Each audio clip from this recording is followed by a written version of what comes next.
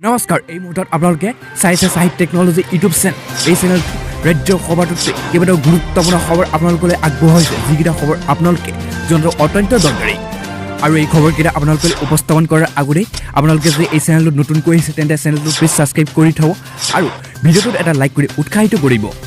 প্ৰথমটো এই মুহূৰ্তত অতি গুৰুত্বপূৰ্ণ এটা ব্ৰেকিং নিউজ মুকলি হৈ আহিছে কিয়নো ৰাজ্যত ইতিমধ্যে সমগ্ৰ ২৭খনকৈ জিলাত আনলক ঘোষণা কৰিছিল কিন্তু তাৰ মাজতে অসমত বৰ্তমানো হ্ৰাস পোৱা নাই কৰোনাৰ আক্ৰান্তৰ সংখ্যা বিগত ২৪ ঘণ্টাত পুনৰ আক্ৰান্ত হৈছে ৩০০০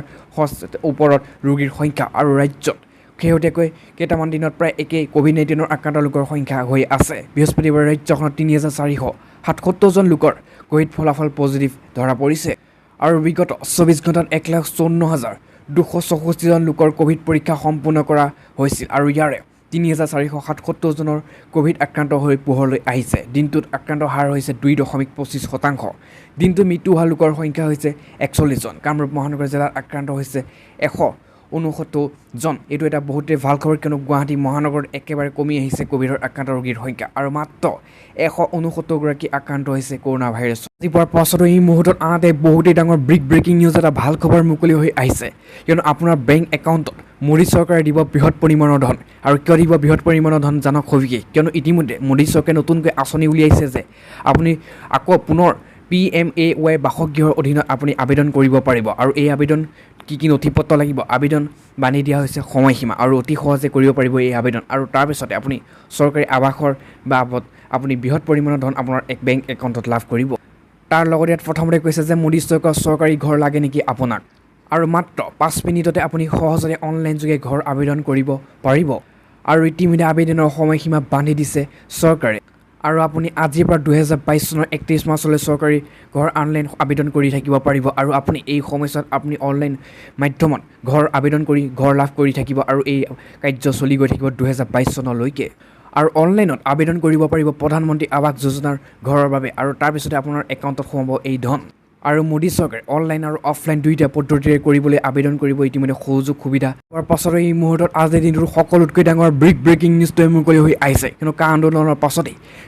বৰ্তমানৰ বিধায়ক অখিল গগৈকে ধৰি বহুতো লোকক ইতিমধ্যে কাৰাৰুদ্ধ কৰিছিল চৰকাৰে কিন্তু তাৰপিছতে বহুতে জামিন লাভ কৰিছিল কিন্তু আৰু বহু সংখ্যক লোকেই অৰ্থাৎ অখিল গগৈকে ধৰি বিভিন্ন আৰু দেৱাংগনা কলিতাকে ধৰি বিভিন্ন লোকে ইতিমধ্যে জামিন লাভ কৰা নাছিল কিন্তু সকলোৰে মনত প্ৰশ্ন উদয় হৈছিল যে অখিল গগৈ কেতিয়া জামিন লাভ কৰিব বা দেৱাংগনা কলিতাই কেতিয়া জামিন লাভ কৰিব কিন্তু অৱশেষত মুকলি আকাশৰ তললৈ আহিছে বৰ্তমান দেৱাংগনা কলিতা অখিল গগৈ সন্দৰ্ভত কোনো ৰায়দান কৰা নাই কিন্তু তিহাৰ জেলত এবছৰৰ অধিক কাল বন্দী হৈ আছিল দেৱাংগনা আৰু অৱশেষত মুকলি আকাশৰ তললৈ আজি দেৱাংগনা কলিতা আৰু ইয়াত কৈছে দেৱাংগনা কলিতাৰ লগতে কাৰামুক্ত হ'ল নাতাশা নৰৱাল আৰু আসিফ ইকবাল তানাওকে ধৰি বহু কেইবাগৰাকীও লোক আৰু দিল্লী উচ্চ ন্যায়ালয়ৰ নিৰ্দেশনাত মুক্তি দেৱাংগনা কলিতাৰ আৰু অসমৰ লগতে বিভিন্ন দেশৰ বিভিন্ন ঠাইত আন্দোলনৰ পিছতে ইতিমধ্যে এবছৰ দুবছৰ ধৰি বিধায়ক অখিল গগৈ বৰ্তমানো জেলত আছে আৰু বিভিন্ন লোকক ইতিমধ্যে কাৰাৰুদ্ধ কৰি ৰাখিছিল আৰু তিহাৰ জেলত এবছৰ অধিক কাল বন্দী হৈ আছিল দেৱাংগনা কলিতা কিয়নো আন্দোলনৰ সময়ত হিংসাত্মক কাৰ্যকলাপত লিপ্ত হোৱাৰ অভিযুক্ত হৈ কাৰাবন্দী হৈ আছিল দেৱাংগনা কলিতাৰ লগতে বিভিন্নজন লোক আৰু বিধায়ক অখিল গগৈ NIA তদন্ত গোচৰ ৰুজু হৈ আছিল আৰু তাৰপিছতে UAPA অধীনত গ্ৰেপ্তাৰ হৈছিল দেৱাংগনা কলিতা আৰু সকলো কল্পনা অন্তত আজি মুকলি আকাশৰ তললৈ আহিছে কেইবাগৰাকী লোক কাৰ আন্দোলনৰ পাছতে এই মুহূৰ্তত আনহাতে বহুতে ডাঙৰ এটা ব্ৰেকিং নিউজ মুকলি হৈছে এটা গুৰুত্বপূৰ্ণ খবৰ কিয়নো গাড়ী মটৰ চলাচল ক্ষেত্ৰত চৰকাৰে নতুন নিৰ্দেশনা জাৰি কৰিছে আৰু এই নিৰ্দেশনা অমান্য কৰিলে আপুনি জেল পৰ্যন্ত হ'ব পাৰে কিয়নো গাড়ী মটৰ চাইকেল থকা সকলোৱে জৰুৰী খবৰ আৰু সলনি হ'ব কেইবাটাও নীতি নিয়ম ইয়াত প্ৰথমতে কৈছে গাড়ী মটৰ চাইকেল থকা সকলৰ বাবে জৰুৰী খবৰ আৰু কিয়নো দেশজুৰি এক প্ৰদূষণ নিয়ন্ত্ৰণ প্ৰমাণ পত্ৰৰ চিন্তা চৰ্চা কৰিছে কেন্দ্ৰই আৰু যিহেতু ওৱান নেশ্যনৰ দৰে হ'বলৈ গৈ আছে প্ৰদূষণৰ প্ৰমাণ পত্ৰ কিয়নো কেন্দ্ৰীয় পথ পৰিবহণ মন্ত্ৰালয়ে গুৰুত্বপূৰ্ণ সিদ্ধান্ত গ্ৰহণ কৰিছে আৰু প্ৰদূষণৰ প্ৰমাণ পত্ৰৰ ক্ষেত্ৰত অধিসূচনা জাৰি পথ পৰিবহণ মন্ত্ৰালয়ৰ আৰু পূৰ্বতকৈ ইতিমধ্যে সলনি হ'ব গাড়ী চলাচলৰ ক্ষেত্ৰত নতুন নীতি নিৰ্দেশনা ইতিমধ্যে জাৰি কৰিব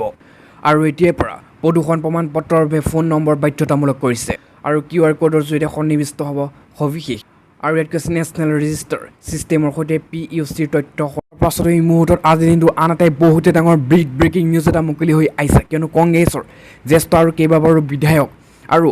কংগ্ৰেছৰ গুৰিত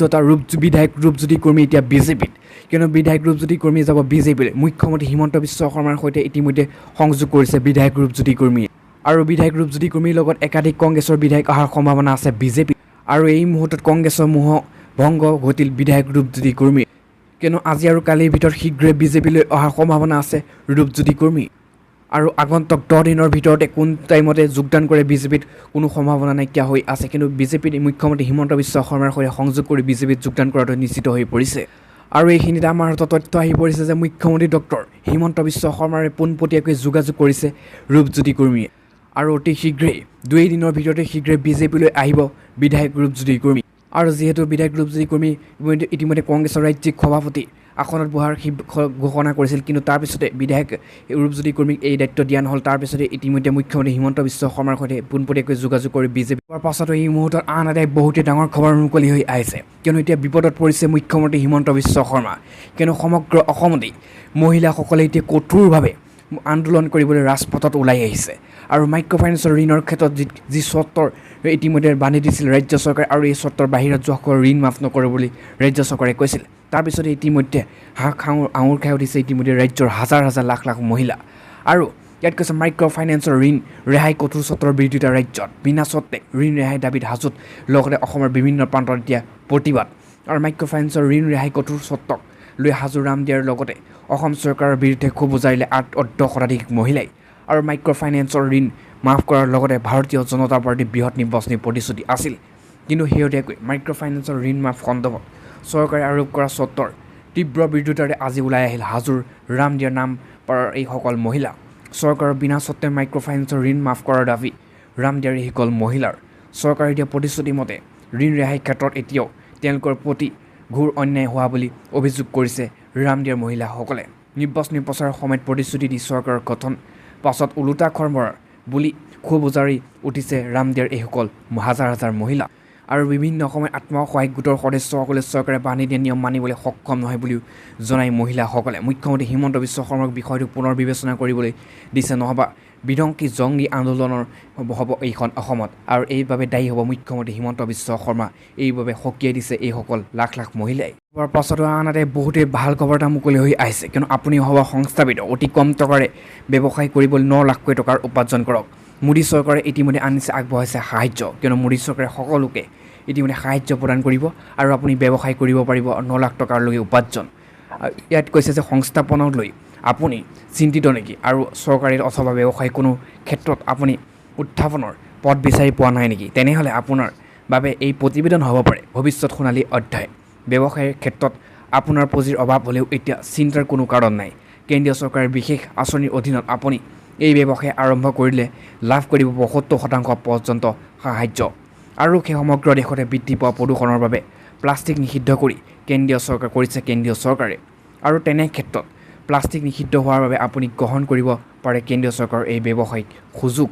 আৰু সেয়েহে ইয়াত কৈছে বৰ্তমান সময়ত অতি প্ৰচুৰ পৰিমাণে প্ৰচলিত কাগজৰ কাপ সম্বন্ধে নিশ্চিত আপুনি জ্ঞাত অতি সহজে আপুনি এই কাগজৰ কাপ ব্যৱসায় আৰম্ভ কৰি নিজৰ লগতে দুজনৰ বাবেও কাম মুকলাব সংস্থাপন কৰিব পাৰে এইদৰে মোদী চৰকাৰে লৈছে বৃহৎ চিন্তা আৰু লগতে এই ব্যৱসায়ত আপুনি কম টকাত অধিক লাভ কৰিব পাৰে আৰু আপুনি যদি এই ব্যৱসায় আৰম্ভ কৰে তেন্তে মোদী চৰকাৰে আপোনাক দিব বৃহৎ পৰিমাণৰ বিনামূলীয়া ধন আৰু এই ধন আপোনাৰ বেংকৰ একাউণ্টত দিব গুৰুত্বপূৰ্ণ কথাটো হ'ল যে চৰকাৰে মুদ্ৰা আঁচনিৰ অধীনত কাগজ কাপ নিৰ্মাণৰ উদ্যোগ স্থাপন কৰাৰ সহায় আগবাঢ়িছে আৰু উল্লেখযোগ্য যে কেন্দ্ৰীয় চৰকাৰৰ দ্বাৰা এই এটা প্ৰকল্প প্ৰতিবেদনো প্ৰস্তুত কৰিছে য'ত ব্যৱসায় এটা আৰু আৰম্ভ কৰাৰ বাবে ব্যয় কৰিব আৰম্ভ কৰি লাভৰ সম্পূৰ্ণ গণনা প্ৰদান কৰা হয় এই ব্যৱসায় অধিক বিৱৰণৰ বিষয়ে জানি লওক এই ভিডিঅ'টোৰ মাধ্যমেৰে কিয়নো ইয়াত কৈছে এই ব্যৱসায় আৰম্ভ কৰিবলৈ আপোনাক 500 বৰ্গফুট এলেকাৰ প্ৰয়োজন হ'ব যন্ত্ৰপাতি আৰু সা সৰঞ্জাম আচবাব বৈদ্যুতিকৰণ আৰু স্থাপন আৰু PRP ৰেটিভিৰ ব্যৱসায় 10 লাখ টকা হ'ব পাৰে ব্যয় কিন্তু তাৰ লগতে কৈছে যে কৰ্মচাৰীসকলক পৰিশোধ কৰা দৰমহা যদি আপোনাৰ দক্ষ আৰু অদক্ষ দুয়োটা এক প্ৰকাৰে শ্ৰমিক আছে আপোনাৰ বাবেও মাহে 35,000 টকা ব্যয় কৰিব লাগিব